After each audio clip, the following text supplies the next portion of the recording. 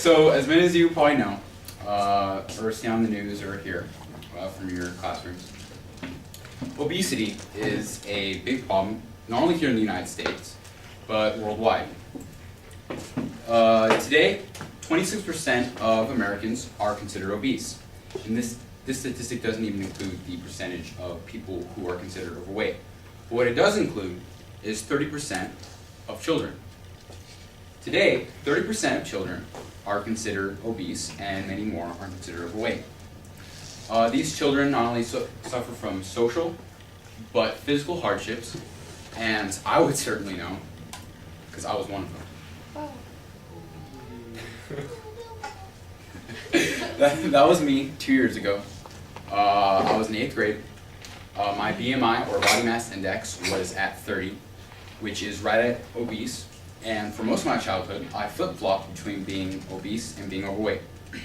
But looking at me there, looking at me here, you might be asking yourself, how in God's name did he go from that to that when every time I get on the scale it moves? Well, I'll tell you.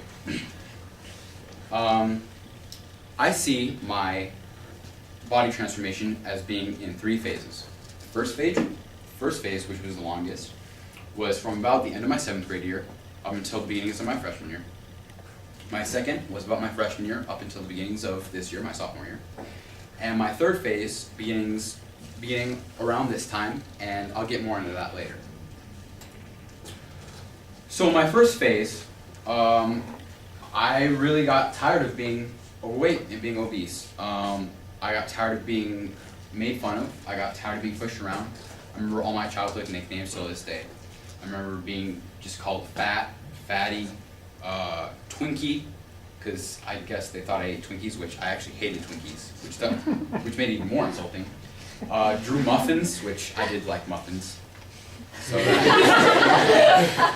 gotta give him a little credit for that. But I started to cut out all the stuff that they used to call me, like Twinkies and muffins. I just started cutting back. I didn't eat as much junk food. I really started to cut back on my fast food intake.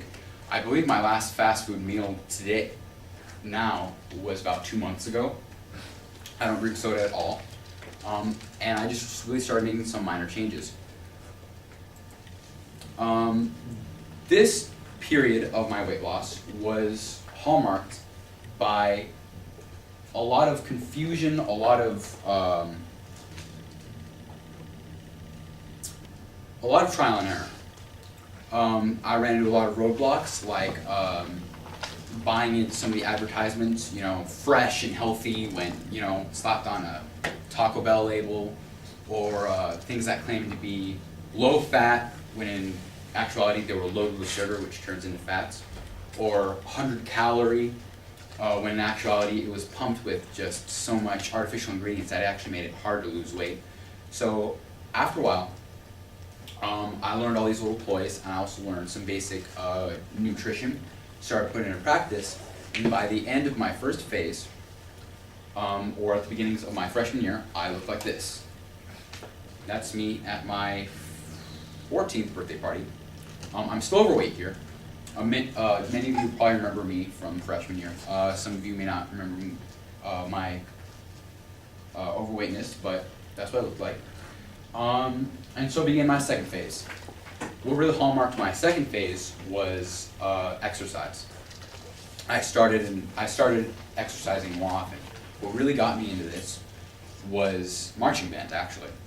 What marching band did for me is it not only got me used to regular exercise, getting up every day for 0 period, going to Tuesday night rehearsals, marching a lot. It not only got me used to that, but it also gave me new friends. And one thing that I really learned during my experience, was losing weight isn't just losing weight. It's changing of lifestyle. Sometimes when you change lifestyle, you have to change your friends.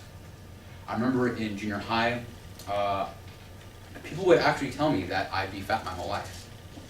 And I'd never change. And that I'd stay this way, and when I tried exercising, they'd make fun of me. But in marching band, I was surrounded by people who encouraged me and who told me to go out and do what I wanted and do my best.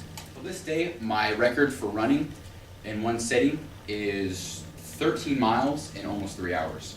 Now that's not too good of a time, but that's a big difference from running up and down my street to 13 miles. I also went from, in my second phase, I also went from eating okay to eating very healthy. Like I said before, I don't eat junk food. Well, there's a small place in my diet for that, like there should be. I didn't cut everything completely out. I still eat red meat. I still eat fats. A lot of diets will tell you, you know, don't eat red meat, don't eat fat. Don't listen to it. That has a certain place in your diet. So I started eating more fruits and vegetables, fresh grains, fresh veggies. Really just kept everything in perspective and really, became very healthy. So at the end of my second phase, I look like this. This is me at my 15th birthday party, beginning of sophomore year. Some of you are probably saying, Drew, you said you don't eat, you eat well, and there's cake there. I didn't eat cake. That was just for tradition. Which you can see a large difference from my first image. So you can kind of see that. Also notice that not only I went through a dramatic body change, I lost a lot of weight because I was overweight, but my brother gained weight because he was underweight. And so begins my third phase of my weight loss, or my body transformation, if you will. Really just getting to my peak physical condition. I'm kind of following in the footsteps of my brother. Now that I'm at a healthy weight, I want to just really get to my peak physical condition. I'm starting to lift weights. I'm starting to do more strenuous exercise, more strenuous running, to really just get to my top physical condition, because I used to believe that I couldn't get to that top physical condition. Now it's the perfect time, perfect age, and I'm just gonna go for it. Go out and go do what you want to do, whether it's losing weight, whether it's getting to a good college, no matter what it is, show them up, because you can. If I did, you can.